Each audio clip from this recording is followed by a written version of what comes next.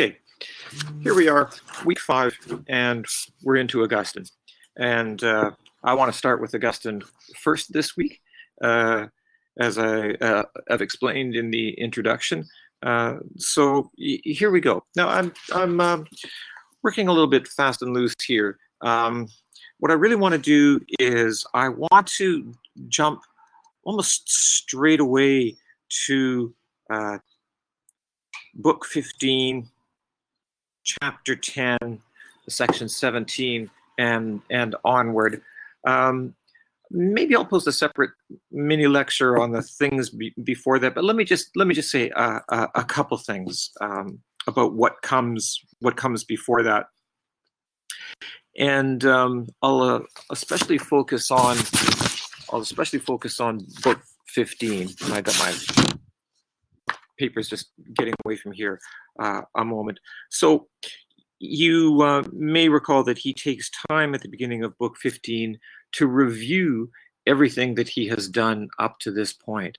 Now, that's a really interesting rhetorical move for reasons that will become clear in our discussion later, particularly when we talk about the Zimmerman reading.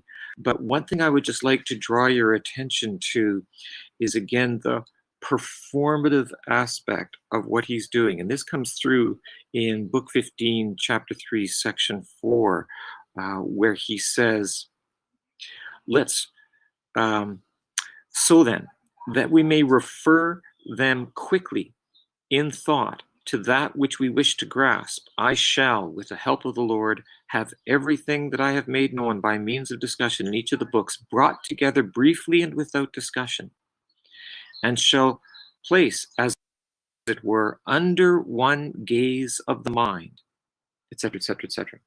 So he's going to do a quick review so that we can hold it all together. Now, that's a rhetorical move that is, again, performative, because one of the things that he's going to want to get from the notion of the inner word is that we know a thing fully in its wholeness, even though rationally, discursively, we can only unpack a thing a little bit at a time. So he's doing something really quite brilliant there. We'll come back to that later. A couple of other things that I'd like you to notice. Again, the emphasis on things that we can know, things that are made, things that fascinate him in the world, in what still belongs to the outer man, in thinking about the way that the mind is, and then making the move from scientia to sapientia, from knowledge to wisdom. So if you just look at the beginning of book 15, he says, wanting to train the reader in the things that were made, so that he might know him by whom they were made. He sets that up as the context, and he's going to do that all the way through this period of review, and as he's setting up the main argument in book 15. And he's even going to introduce a sense of hesitation here. For instance, in chapter 2, section 2, he says in the second paragraph, or is he perhaps still to be sought, even when he is found? So he's not guaranteeing that he's going to be able to deliver on utterly clear knowledge. He's not going to necessarily be able to prove his point. So he is not setting us up for failure, but setting us up for continued desire and for an appreciation that mystery is always part of knowing. So we can see that at a few places in book 15.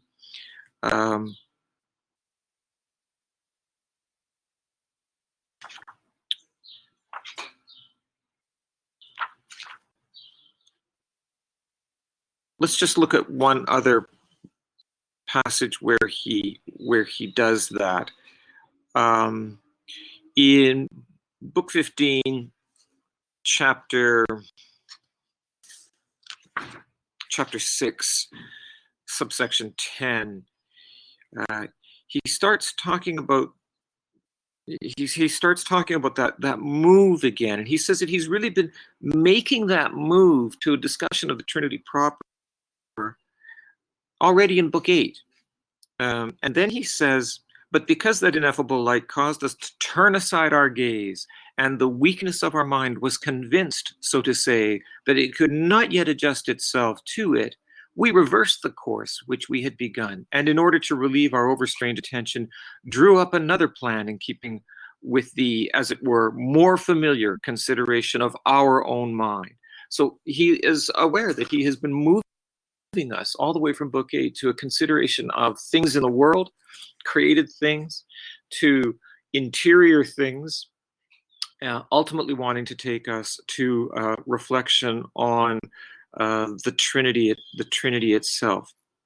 Okay, so that's just a little bit by way of context, and now I want to jump to the portion of Book 15 that we really need to get straight in our heads.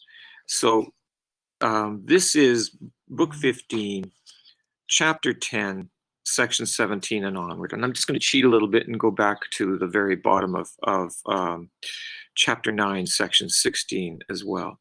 Let me start by saying this, that I'm encouraging a very simple reading of the whole of books 8 to 15. And I think that I think that I'm with Augustine on this, given what he just said about, we could see, we were trying to introduce the notion of the Trinity already in Book 8. So I think that I'm following Augustine in this. And I'll remind you again of that early work that he did called The Teacher, in which he said at the very end of that book, said, God willing, I'll come back to this subject about how it is that we know things in a future work. And for my money, this is the work where he does this. And he's been working on this for over 20 years. Now, obviously, there's a lot going on here. There's a lot of nuance and texture, a bunch of different things that we can talk about. But in one sense, it's very simple. He's been thinking about this one thing for a long time. Now, it's gone under the title of illumination. It's gone under the title of, the invention of psychology, or the invention of the self. And another term that has been used for this, and the term that I want to clarify for us now, is the idea of the inner word. So let's just go back to this paragraph just before chapter 10. So this is Book 15, chapter 9, section 16, and think about the emphasis that he places on knowing. I'm not going to read the whole of that paragraph, but I just want to pick it up halfway through. For in thought, we look, so to say, into our own mind, whether those things are present, which we also see with our bodily eyes or perceive through the other senses, or whether they are not present and their likenesses are seen in thought, or whether it is neither of these, but we think of those things that are neither corporeal nor the likenesses of bodies, such as the virtues and the vices, as, in a word, thought itself is thought, or whether we reflect upon those things which we have learned through the study of the sciences and the liberal arts, or whether our thoughts are directed to the higher causes or reasons of all those things which exist in an unchangeable nature, or whether we also think of evil, vain, and false things, either with the sense not consenting or going astray by its consent. He's really just given us there a brief review again of the phenomenology of knowing, the various things that we know, the various things that we think about, from sensory bodily realities to the phenomenon of thinking about, do I trust my friends, and what is that trust that I have, memory, will, and intellect, all of those things. Okay, so he's been introducing us to the things that we know and wanting us to think about what it is that we know when we know. And then he turns to a more detailed consideration of that. Let us now speak. So this is chapter 10, section 17. Let us now speak of those things we think of as known and have in our knowledge, even if we do not think of them, whether they belong to the contemplative knowledge, which, as I've explained, is to be properly called wisdom, or to the active knowledge that is properly to be called knowledge. Right. Okay. So let's turn to those things now. Let's talk about them. Okay. Now, one of the things that he does in this context is to talk about speeches of the heart. So when we know something, we have it inside us, and he calls this knowledge that we remember, or that is within us. He calls it speeches of the heart. He says, and I'm going to read this paragraph. So this is 15:10:17. Now then, we are speaking of the whole knowledge of man together, in which whatever things are known to us, and certainly they are true. Otherwise, they would not be known. For no one knows false things except when he knows them to be false. And if he knows this, then he knows the truth. For it is true that they are false. We are now discussing those things, therefore, which we think of as known, and which are known to us, even if we are not thinking of them. But of course, if we wish to utter them, we cannot do so except by thinking of them. For even though no words are sounded, yet he who thinks certainly speaks them in his heart.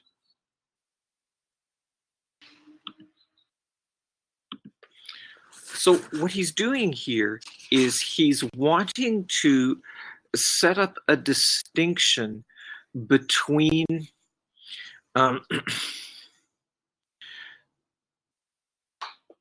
the knowledge and the word that belongs to the heart, and the knowledge and the word that is spoken. So you'll see here that he goes on to say in section 18, some thoughts then are speeches of the heart, and that a mouth is also there, and that a mouth is all and that a mouth is also there, is shown by the Lord when he says, what goes into the mouth does not defile a man, but what comes out of the mouth, that defiles a man. In one sentence, he has included two different mouths of man, the one of the body, the other of the heart. Okay, so he's distinguishing between words and mouths, and in fact, two different ways of even thinking. He's going to use that word. He's going to use that word thought, but he's wanting to make an important distinction here. So he'll carry on in that paragraph to say, for out of the heart come evil thoughts, etc. What clearer explanation can there be than this? Yet because we speak of thoughts as speeches of the heart, we do not, therefore, mean that they are not at the same time acts of sight, which arise from the sights of knowledge when they are true. You may remember that in an earlier passage, he had said, I'm just going to talk about the sense of sight and thinking about how we come to know things, but it applies to all five of the senses. So speeches of the heart, sights of the heart, those are the same thing, but they are to be distinguished from bodily speaking, or the thoughts that become words that we speak to another person. So this notion of speeches of the heart and a knowledge that belongs in the heart is he's trying to create some space here for something that is going to be very important to him. Okay, so that's the point that we're working on here in section 17 and section 18. Why don't we cut to the chase then in section 19? Very important, very necessary to go slow. What we want here is to preserve the idea of a word. And he's going to call it the inner word. And what we also want, as I said in the introduction, is to recognize that the word belongs to the being of the thing that is known. Okay? But we want to distinguish that word from what we ordinarily think of as a word. And I'm going to show you how he makes this distinction, and so that we can at least understand what it is that he's saying. Whether or not we agree with it, that's a separate issue. It just so happens that this formulation turns out to be enormously influential on the development of rhetoric and of the academy in Western thought. So let's just do our best to understand it. Okay. So this is section 19. Whoever then can understand the word, not only before it sounds, but even before the images of its sound are contemplated in thought, such a word belongs to no language. Let's just pause there. It's a word, though, okay? That's the important thing to recognize, that it's a word. If you can understand this word, if you can recognize this word, a word that is different from the sound of it, and even different from the images of its sound contemplated in thought. Like when you imagine yourself saying, you're in a conversation with someone and you imagine yourself, and the next thing that you're going to say is, I'm going to say to this person, this is a book. And you're thinking about those words in your mind. Even thought is different from what he means when he says, whoever then can understand the word. He is trying to imagine a word that is different from those things. And it's a word, and this really is tricky. It's a word that is even different from the words that belong to languages. Such a word belongs to no language, that is, to none of the so-called national languages, of which ours is Latin. Whoever, I say, can understand this, can already see through this mirror and in this enigma some likeness of that word of whom it was said, in the beginning was the Word, and the Word was with God, and the Word was God. Okay, we'll just keep going really, really slowly here. So, whoever can understand this can see through this mirror and in this enigma some likeness of. So, this word that he's interested in is not Jesus, is not the Word, is not the second person of the Trinity.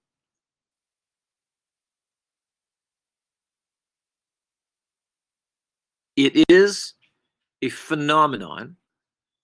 It is part of knowing, right? It's not, he's not trying to say, here's proof of the Trinity or something like that.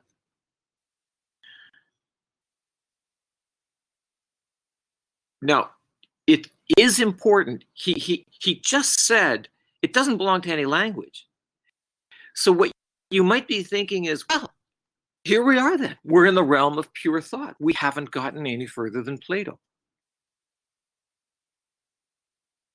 This is Augustine, the Neoplatonist.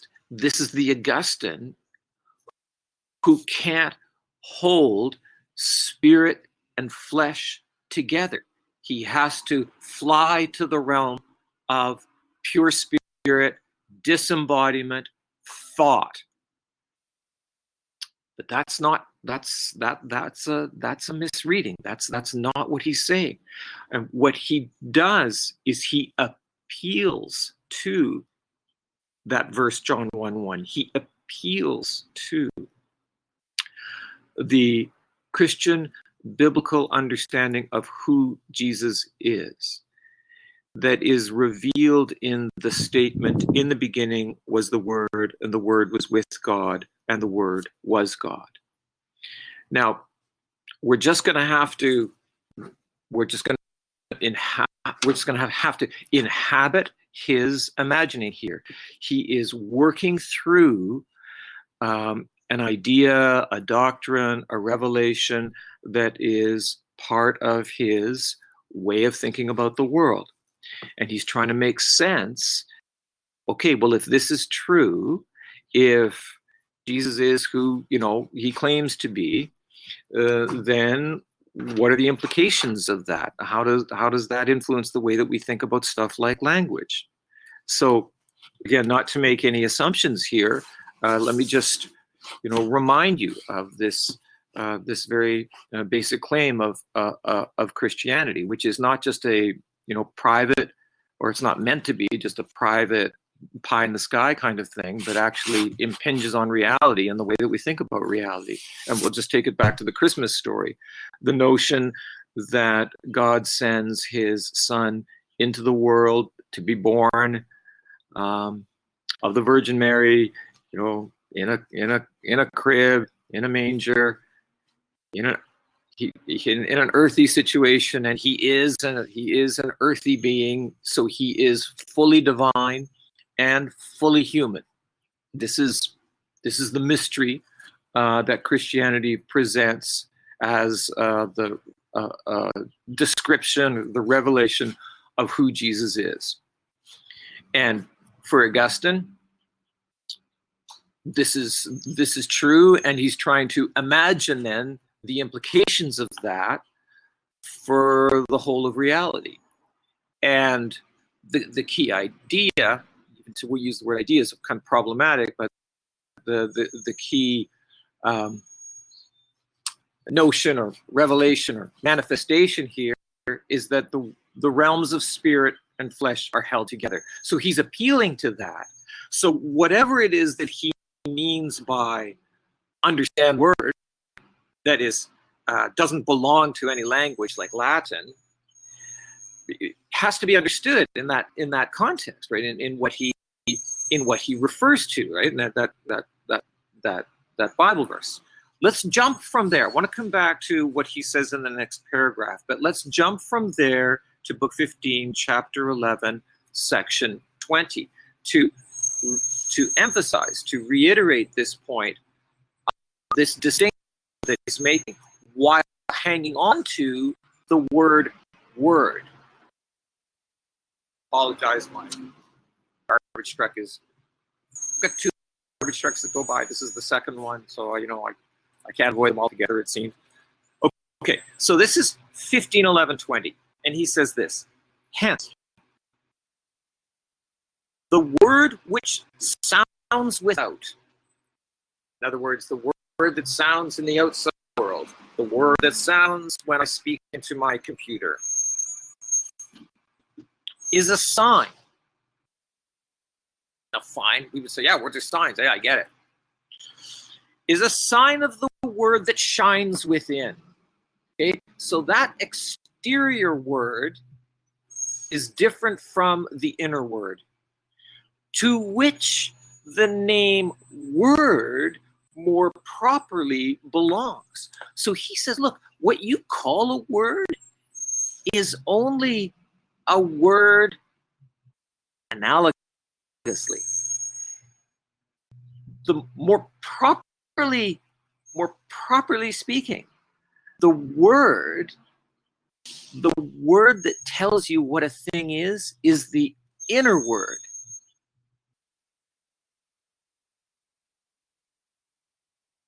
For that which is produced by the mouth of the flesh, back to his two mouths thing, right, from earlier, is the sound of the word, and is itself also called word. Yeah. but only because that inner word assumed it, in order that it might appear outwardly. So the inner word is the real word, and it belongs to the being of the thing. I'm going to come back to that in a moment. And it manifests itself in an outer word.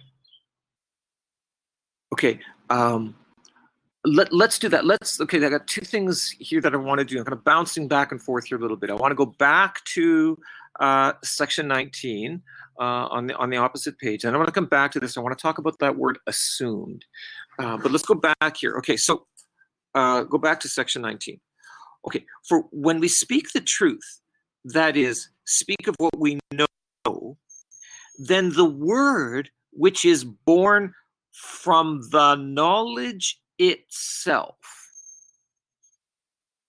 which we retain in the memory, must be altogether of the same kind as that knowledge from which it is born.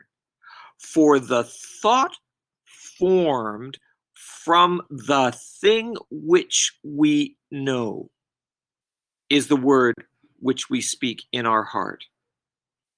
So,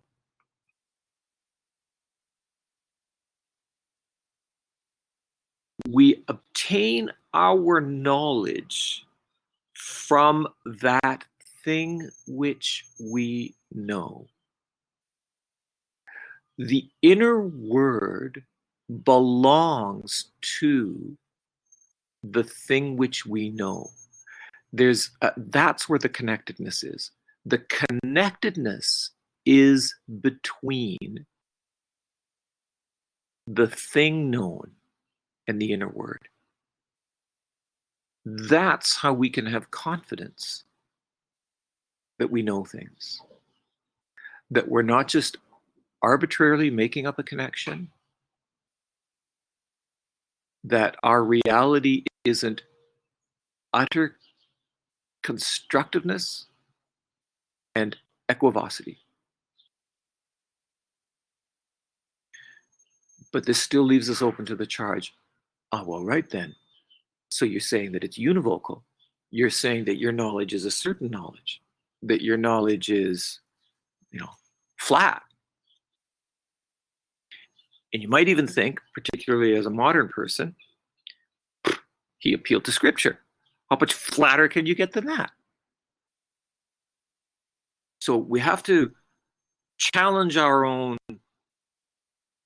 prejudices about appealing to different kinds of authority. Something going on in that. We just can't get into that really too much here. But what we want to do is we want to imagine our way into what this looks like. Okay, so the upside here, the one upside immediately is the sense of connectedness between the knower and the thing known.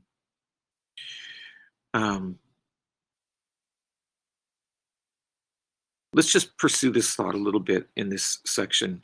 For the thought formed from the thing which we know is the word which we speak in our heart. Again, making this distinction from specific languages. And it is neither Greek nor Latin nor any other language.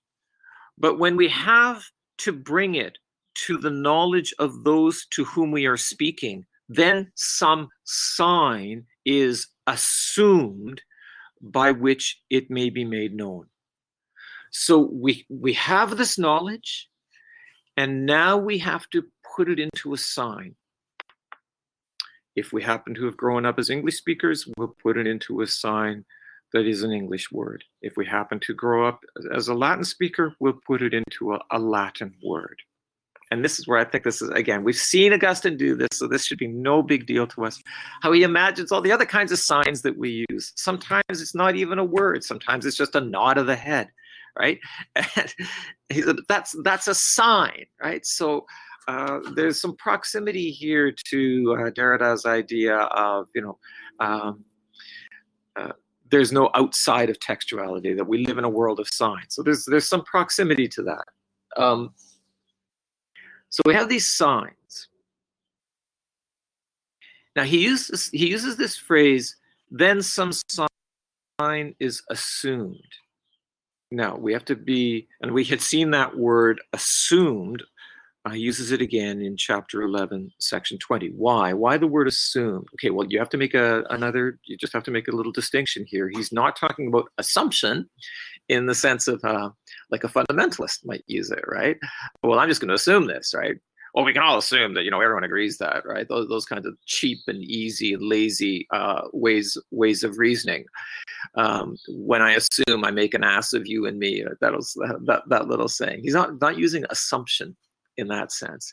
He's using the word assumption in a technical Trinitarian theological sense that goes along with a quotation of that verse, John 1, verse 1. The word assumed means that the divine takes on human flesh. Right? So when Jesus does that, he doesn't cease to be God. And he doesn't just take it on as a costume or as a subterfuge. And Gadamer will get into this in the section just beyond where we stopped the reading of him last week. But talk about, look, the incarnation is different from, say, the story of Leda and the swan, where the swan is Zeus and Zeus takes on the form of a swan to impregnate Leda. It's not like that. The incarnation involves the divine assuming flesh, becoming flesh, so much so that, if you hung out with Jesus, you wouldn't necessarily know that he's God. It's not like, and here, forgive me if this is a little too detailed and just outside of your experience, but there are some versions of the Bible that print the words of Jesus in red letters, as if they would stand out. They wouldn't stand out. That's the point. He is fully human, and you could walk down the road with him and not know that you are talking to God. I mean, there's a story in the Gospels about that called Jesus on the Road to Emmaus, where he has been, this is after his resurrection, and the two disciples are talking about what crazy stuff that they've been hearing about. This is just so weird. And then there's this guy who comes along and walks with them, and he says, "What are you guys talking about?" And he says, "What are you? You must be the only person in the whole region who doesn't know these things that have happened lately." And they explain to him, and so they don't know, right?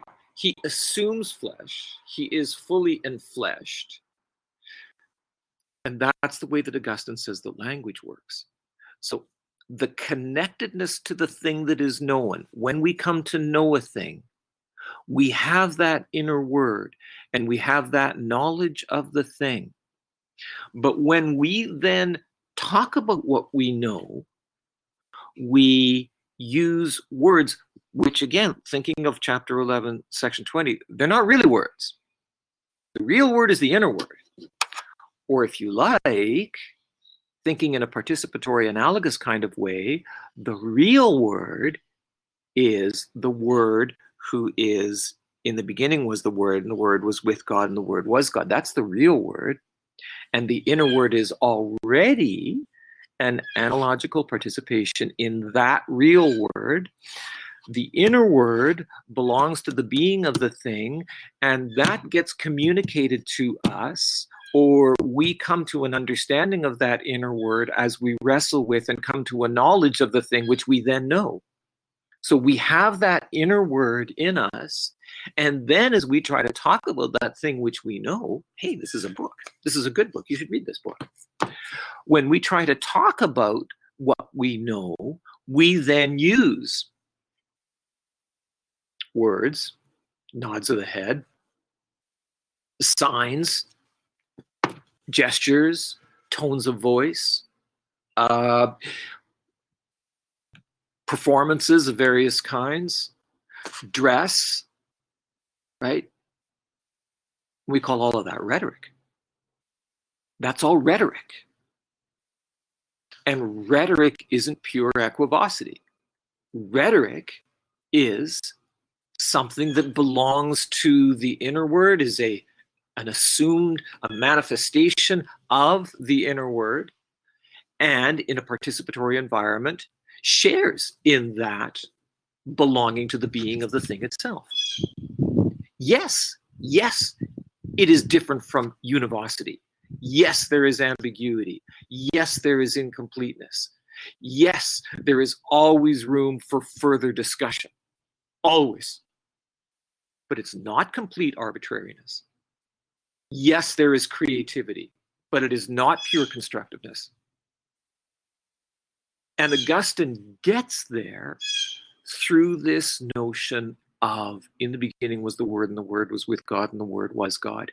It gives him a way of thinking that is still analogous, still within this ontotheological synthesis, but gives him a way of thinking about language that doesn't denigrate language in the way that Plato wanted to denigrate language, because he thought that what we needed was an absolutely pure realm of thought alone. Augustine sees a different way. He sees that language belongs to thought. Language belongs to the being of things. So that number isn't the best way of thinking about the being of a thing. Language has to be right in there, right?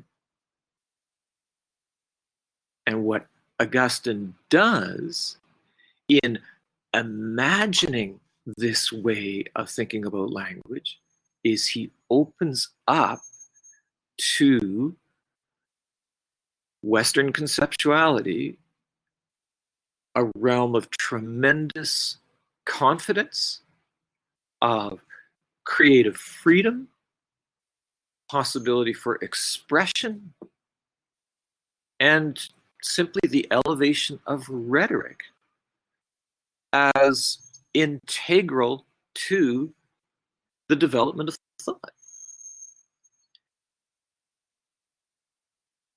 Corporeal knowing of all kinds, and the phenomenon of the mind, the development of psychology.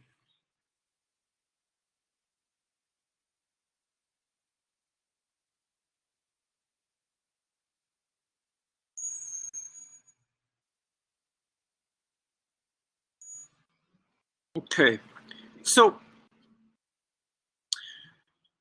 the rest of chapter 11, is pretty cool. I mean, even just 11, section 20 is pretty cool for working through what I just talked about. I put emphasis on the word assumed. There's another word here, manifest. He also be manifested to the senses of men. That is a helpful word. And he keeps playing with that distinction between the inner word and the word that sounds in the ears. Here's another, if you're still unclear about this, here's another phrase. This is on page 188. So this is 15:11:20, well into this little subsection where he says, we must therefore come to that word of man, to the word of a living being endowed with reason, to the word of the image of God, not born of God, but made by God. This word cannot be uttered in sound, nor thought in the likeness of sound, such as must be done with the word of any language. It precedes all the signs by which it is signified, and is begotten by the knowledge which remains in the mind when this same knowledge is spoken inwardly, just as it is. Okay, I think that I'll leave it there. I think that's more than enough for us to chew on, and I'm going to come back with a discussion of Zimmerman's reading of both Gadamer and Augustine for further clarification and discussion of this issue. All right. See you in a bit.